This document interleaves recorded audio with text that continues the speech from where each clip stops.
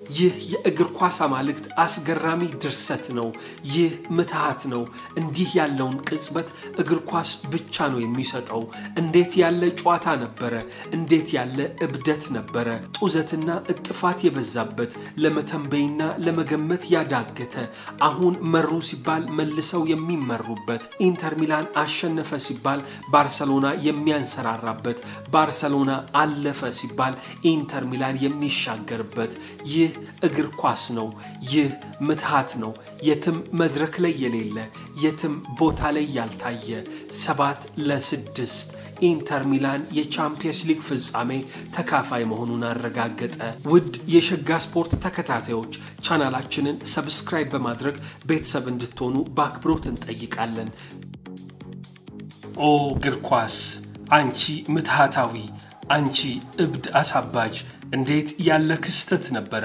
በሳን ሲሮ በዚህ አንጋፋ እድሜ ጠገብ ሜዳ ከ80,000 ተመልካቾች ፊት እግር ኳስ አብዳ ነበር 13 ጎሎች በድምሩ ተቆጠሩ በአንድ ምሽት 7 ጎሎች ከመረብ ላይ ተወዘወዙ ኢንተር ሚላን 4 ባርሴሎና 3 የጣሊያኑ ክለብ ኢንተር ሚላን ወደ ቻምፒየንስ ሊግ ፍጻሜ ወደ ሚዩኒክ መግባቱን አረጋገጠ በመጀመሪያው ዙር ጨዋታ 3 አቻ የተለያዩት እነዚህ ሁለት ቡድኖች ሌላ ድራማዊ ጨዋታ ሌላ ምትሃታዊ ቅጽበትን አስመለከቱን 4-3 ተጠናቀቀ ኢንተር ሚላን በዚህ ጨዋታ እንደ መጀመሪያ ዙር መርሃ ግብር ቀዳሚ ነበር ጎል በማስቆጠር በዚህ ጨዋታ ይሰለፋል አይሰለፍም እየተባለ በብዙዎች ሲተነበይለት የነበረው በኢንተር ሚላን ታሪክ እጅግ ከፍተኛ የቻምፒየንስ ሊግ ጎል አስቆጣሪው አርጀንቲናዊው የቡድኑ አምበል ላውታሮ ማርቲኔዝ ቀዳሚ ያደረጋቸው በባርሴሎናዎች ስህተት የተገኘ ኳስ እጅግ ፈጣን በሆነ መንገድ የመስመር ተከላካዩ ደንዘል ዳምፍሪስ ያቀበለውን ኳስ ላውታሮ ማርቲኔዝ ወደ ጎልነት ቀየረ በዚህ ጨዋታ ባርሴሎና ወደ ጨዋታው ለመመለስ ሞከረ በ17 ዓመቱ ምትሃተኛ በግራ እግሩ ቴክኒሻን በላሚን ያማል ትልልቅ የሚባሉ ሙከራዎችን አደረገ ግን ኢንተር የሚቀመስ አልነበረም ይባስ ብሎ የመጀመሪያው አጋማሽ ሊጠናቀቅ ፊሽካው ሊደመጥ ሲጠበቅ ሃካን ቻናሎግሉ በፍጹም ቅጣት ምት ኢንተሮችን መሪ ያደረገ ፓው ኩባርሲ ጥፋት ሰራ ኢንተር ሚላንም ፍጹም ቅጣት ምት ታገኘ ወደ መልበሻ ክፍል ሲያመሩ ሳንሲሮ አበደች ከ80,000 በላይ ተመልካቾች በዚህ አንጋፋ እድሜ ጠገብ ሜዳ 99 ዓመት በዘለቀ ታሪካዊ ስታዲየም ውስጥ ፈነጠዙ ኢንተሮች በመጀመሪያው ዙር እንዳደረጉት በሁለተኛ ዙርም ባርሴሎናን 2-0 በሆነ ውጤት መምራት ጀመሩ ባርሳ ሁለተኛው አጋማሽ ሲጀመርለት ጨዋታውን ለመቆጣጠር አፍታም አልፈጀበት የመስመር ተከላካዩ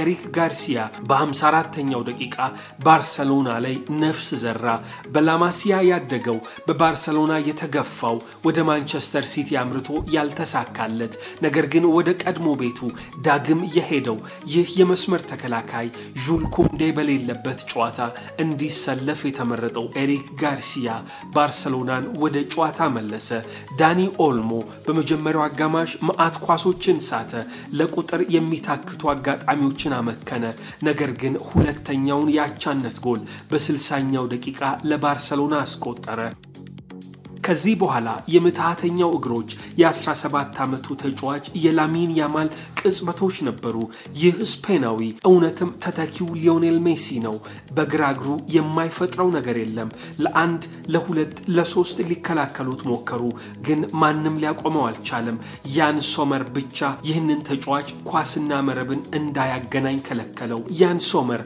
እርሱን ለማቆም ቢችልም 32ኛ የውድድር ዓመት ጎሉን ማስቆጠር የቻለውን ራፊናን ሊያስቆመው አልቻለም በ87ኛው ደቂቃ ብራዚላዊው ተጫዋች ለባርሴሎና በዚህ በሁለት ዙር መርሃ ግብር ለመጀመሪያ ጊዜ መሪ የሆኑበትን ጎል ማስቆጠር ቻለ ራፊና የዚህ ውድድር ዓመት የባሎን ዶር እጩን እየመራ የሚገኘው ተጫዋች 32ኛ ጎሉን አስቆጠረ ወደ ሳውዲ አረቢያ ሊሄድ አስቦ ነበር ከሊድስ ዩናይትድ ከመጣ በኋላ በሻቪ ሄርናንዴዝ ፊት እንደተነሳው ይናገራል ጀርመናዊው አሰልጣኝ ሃንዚ ፍሊክ ግን የዚህን ተጫዋች አደገኛ ባህሪያት ቁልፉን ፈልቅቀው ፈቱለት ራፊና በዚህ የውድድር ዓመት እንደ ወይፈን ፈነጠዘ 32ኛ የውድድር ዓመት ጎሉን አስቆጠረ በባርሰሎና ቤት ከሊዮኔል ሜሲ በመቀጠል በአንድ የውድድር ዓመት 13ኛ የቻምፒየንስ ሊግ ጎሉንም ማስቆጠር ቻለ። ሊዮኔል ሜሲ በአንድ ብቻ ነው የሚበልጠው። ታዲያ ራፊና ለመጀመሪያ ጊዜ ባርሰሎናን በዚህ ጨዋታ በሁለት ዙር መርሃ ግብር መሪ ሲያደርግ ሁሉም ሰው ፈነጠዘ።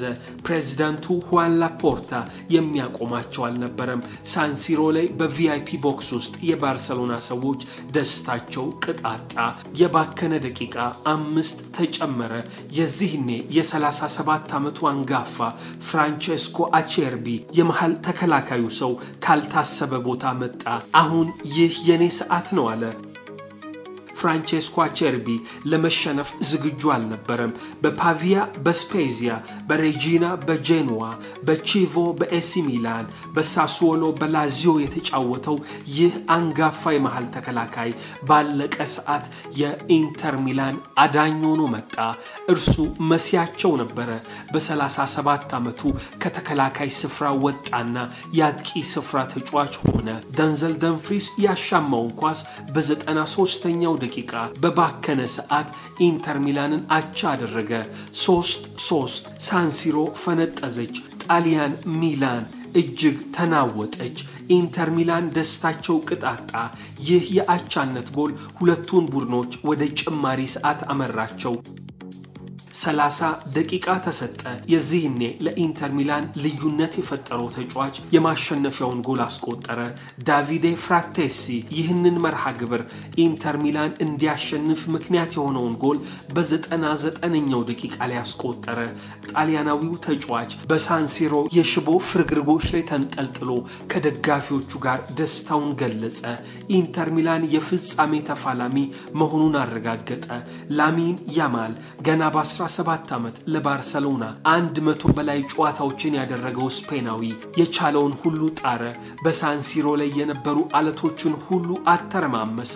እርሱ ጎል ለማስቆጠር ኳስና መረብን ለማገናኘት የቻለውን ሁሉ አደረገ። ነገር ግን ያን ሶመር የሚቀመስ አልሆነም። ስዊዘርላንዳዊው ተጫዋች በባየር ሚዩኒክ ቤት የማኑኤል ኖየርን መጎዳት ተከትሎ ለጊዜያዊ ኃላፊነት የፈረመው ተጫዋች በባየር ሚዩኒክ ተገፍቶ የወጣው ያን ሶመር ኢንተር ሚላኖችን አዳናቸው። በዚህ መርሃ ግብር ያላዳነው ኳስ የለም። ራፊና ሞከረ፣ ዳኒ ኦልሞም ጣረ፣ ፌራን ቶሬስ አልቻለም። ሁሉም ሰዎች ወደ ጎል የላኩትን ኳስ እርሱ ግን ተቆጣጠረ። ላሚን ያማል የ17 ዓመቱ ምትሃተኛ ጉዞው እዚህ ጋር ይገታል። በቻምፒየንስ ሊግ ፍጻሜ ባርሰሎናዎችን ከ10 ዓመታት በኋላ ለፍጻሜ ለማብቃት የጣረው ተጫዋች ህልሙ ሳይሳካ ቀረ። ግንቦት 23 በጀርመን ሚዩኒክ ላይ ኢንተር ሚላን የቻምፒየንስ ሊግ የፍጻሜ ጨዋታን ያደርጋል። እኛ ግን በቻምፒየንስ ሊግ የግማሽ ፍጻሜ ታሪክ አስገራሚውን ጨዋታ ምትሃተኛውን መርሃ ግብር ተመለከትን። ውድ የሸጋ ስፖርት ተከታታዮች ቻናላችንን ሰብስክራይብ በማድረግ ቤተሰብ እንድትሆኑ በአክብሮት እንጠይቃለን።